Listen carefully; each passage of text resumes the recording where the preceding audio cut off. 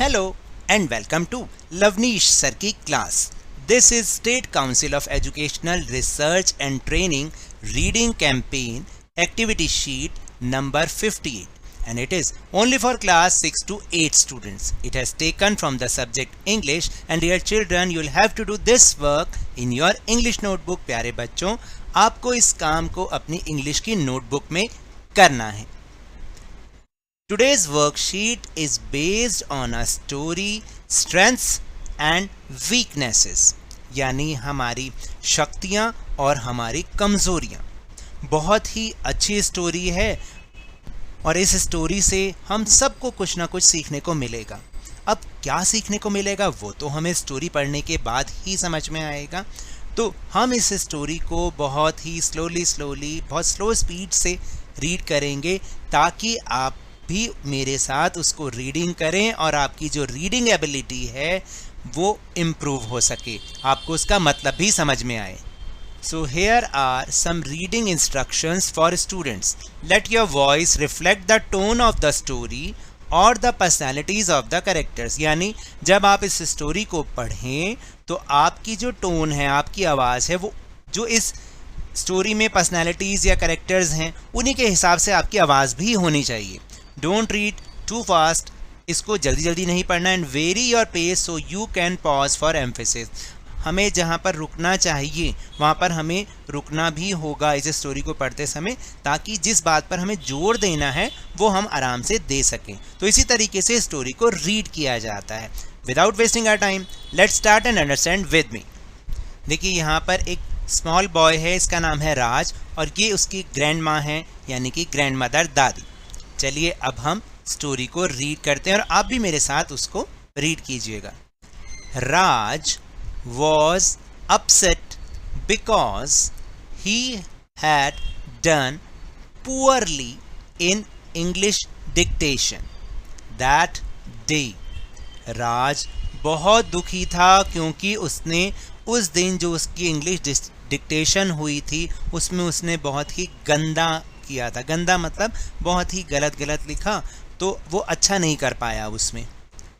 He was sitting in his room.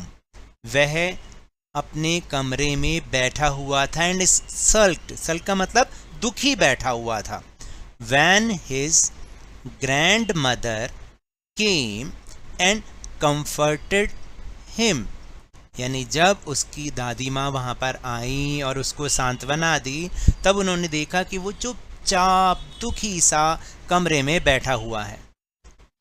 His grandmother sat beside him. उसकी दादी भी उसके साथ बैठ गई. And gave him a beautiful pencil. और उन्होंने उसको एक बहुत ही सुंदर pencil the. Raj looked at his grandma. राज ने अपनी ग्रैंडमा को देखा, अपनी दादी को देखा. He was puzzled. वो बहुत ही पजल हो गया, मतलब उसे समझ ही नहीं आया. And said, I do not deserve this pencil. मैं इस पेंसिल के लायक नहीं हूँ. I have not performed well in the test. मैंने बहुत अच्छा नहीं किया अपने टेस्ट में. His eyes were filled with tears. और उसकी आंखें आंसुओं से भर गईं. His grandma said with a lot of love and compassion. तब उसकी दादी ने बहुत ही प्यार और सहानुभूति तरीके से उसको कहा. क्या कहा? You can learn many things from this pencil. तुम इस पेंसिल से बहुत कुछ सीख सकते हो. It is just like you, राज. ये बिल्कुल तुम्हारे जैसी है राज. A pencil experiences painful sharpening just the way you have experienced the pain of not doing well in your test. देखो उन्होंने क्या समझाया कि उन्होंने बोला कि ये जो पेंसिल है ना, एक पेंसिल, ये भी एक पेनफुल एक्सपीरियंस को सहती है, यानी जब इसको शार्प करते हैं तो ये छीलती है ना, तो इसको भी दर्द होता होगा।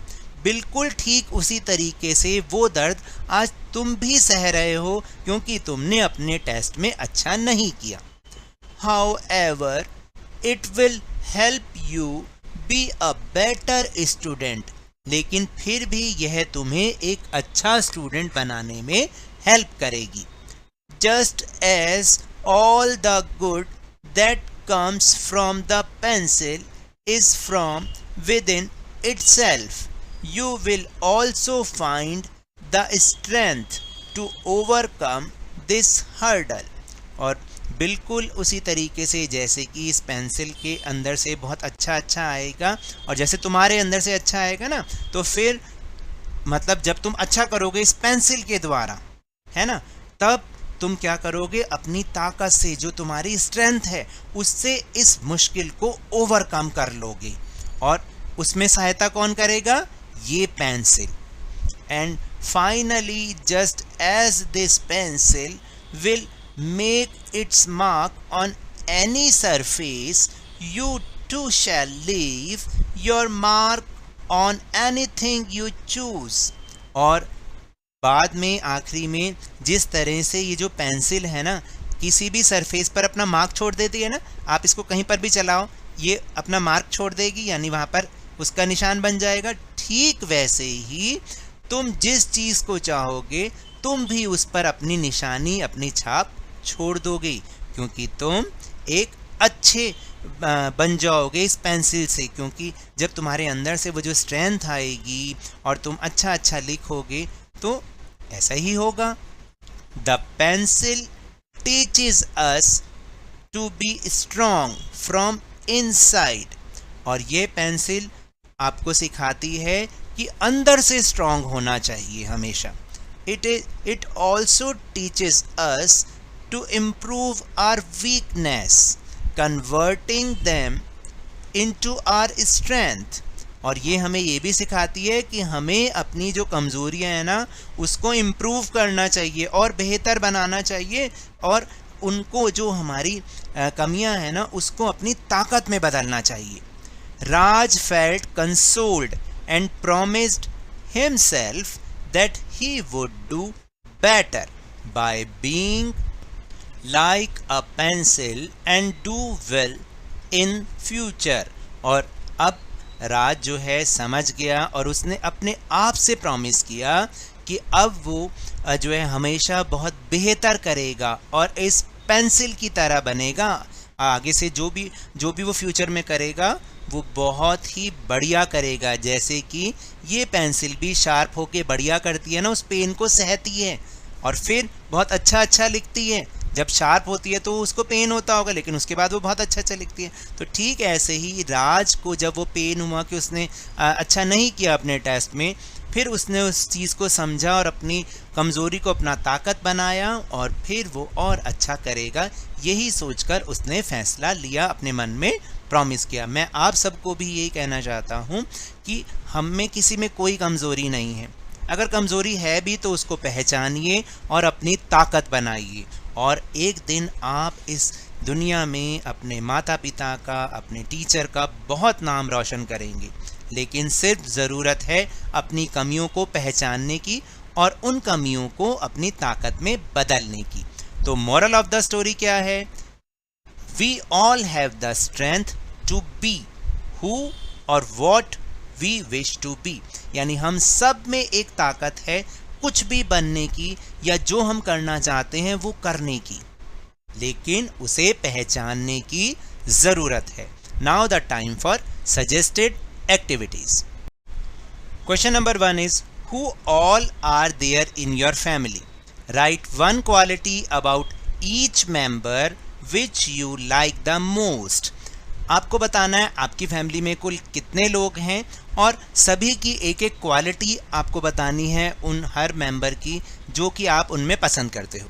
तो जैसे फॉर एग्जांपल मैंने लिखा कि there are 3 members other than me in my family, यानी टोटल कितने मेंबर हुए? 4 members। तो मेरे अलावा मेरी फैमिली में 3 और मेंबर्स हैं, my father, my brother and my sorry मैंने गलत बोला, my father, my mother and my brother, यानी मेरे मम्मी, मेरे पापा और मेरे भाई।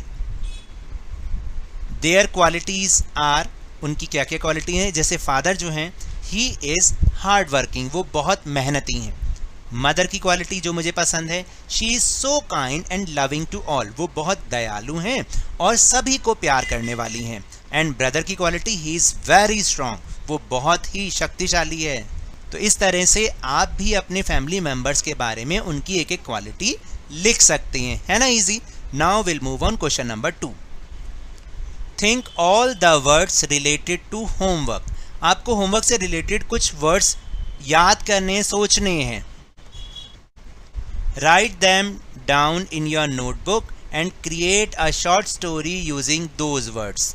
For example study, teacher, classroom etcetera. आपको क्या करना है, कुछ वर्ड्स को अपनी नोटबुक में लिखना है जो होमवर्क से रिलेटेड हों, जैसे कि for example study, teacher, classroom, और क्लासमेट्स भी हो सकते हैं, है ना, टेस्ट भी हो सकता है, यूनिट टेस्ट भी हो सकता है, तो सारे होमवर्क से रिलेटेड हैं। तो कुछ और भी जो आप सोच सकते हैं होमवर्क से रिलेटेड, तो आप वो लिखें। तो उससे आपको एक स्टोरी बनानी है, जैसे कि मैंने यहाँ पर एक स्टोरी बनाई है छोटी सी। चलिए उस स्टोरी को देखते हैं। I was getting ready to go to school, मैं स्कूल जाने के लिए तैयार हो रहा था। When suddenly I remembered that today teacher has to check homework, तभी मुझे याद आया कि आज तो टीचर ने होमवर्क को चेक करना है। I looked everywhere for a copy, copy की जगह आप नोटबुक लिखेंगे, नोटबुक, ठीक है। तो I looked everywhere for a notebook of the homework but didn't see it, मैं चारों तरफ देखने लगा कि मेरी नोटबुक कहाँ है। Then I saw that my younger brother is playing with that notebook. आप यहाँ पे क्या लिखेंगे, देखिए कॉपी नहीं लिखते, नोटबुक लिखते हैं हम, ठीक है ना। तो मैंने देखा कि मेरा जो छोटा भाई है ना, छोटा भाई, वो नोटबुक से खेल रहा है। And he has turn the pages of that notebook, तो उसने क्या किया कि उस नोटबुक के सारे पेजेस को फाड़ दिया। What could I do now? अब मैं क्या कर सकता था। Then I reached school, तब मैं स्कूल पहुंचा। All the students were sitting in the classroom, सभी बच्चे क्लासरूम में बैठे हुए थे। Then the teacher came, teacher I, and asked all the students about homework, और उन्होंने सभी बच्चों से होमवर्क के बारे में पूछा। When my turn came, जब मेरी बारी आई, I told everything to my teacher, मैंने सारी बात अपनी टीचर को बता दी। But my teacher thought I was making excuses and she scolded me a lot. उन्होंने सोचा कि मैं बहाने बना रहा हूँ और उन्होंने मुझे बहुत डांटा। Then I decided in my mind that after doing homework, फिर मैंने अपने दिमाग में, अपने मन में ये निश्चय कर लिया तभी से कि जब भी मैं अपना होमवर्क करूँगा, I will keep my notebook in my bag, तभी कि तभी मैं बैग में अपनी नोटबुक को रख लूँगा, so that such mistake does not happen again, और इस तरीके की गलती दोबारा ना हो और मुझे डांट भी ना खानी पड़े, है ना। अच्छी story. Now will move on question number 3। Question 3 is the above story is about being hopeful and never giving up.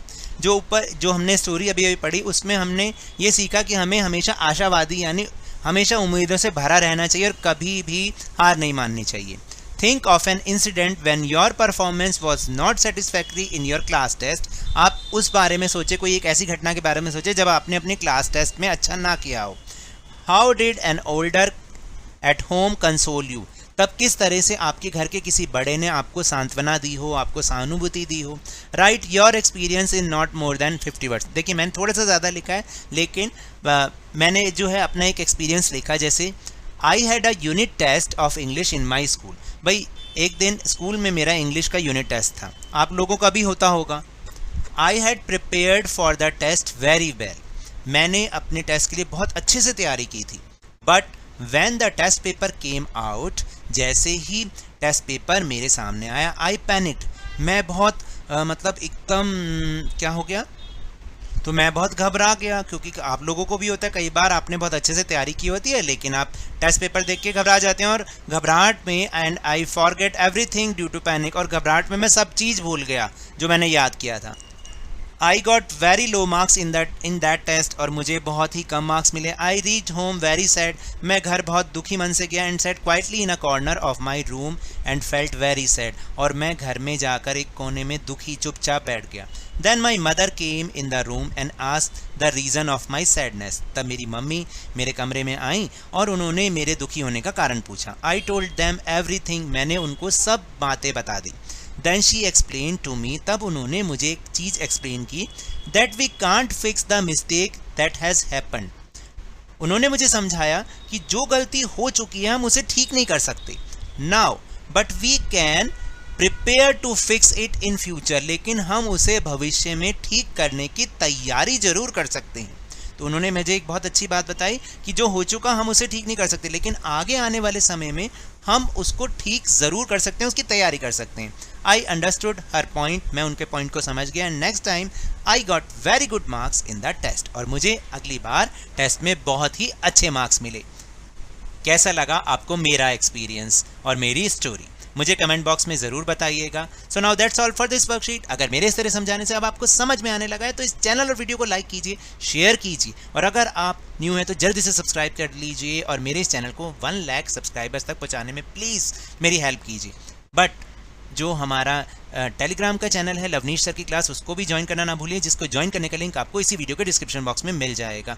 वहाँ आपको सारी वीडियोस की लिंक एक साथ एक जगह मिल जाएंगे. But remember, whenever you will go outside please wear your mask. जब भी आपकी टर्न है कोरोना की वैक्सीनेशन ज़रूर लगवाएं, क्योंकि कोरोना को हराना है और ज़िंदगी को एक बार फिर से सुहाना बनाना है. इसी उम्मीद के साथ थैंक यू वेरी मच.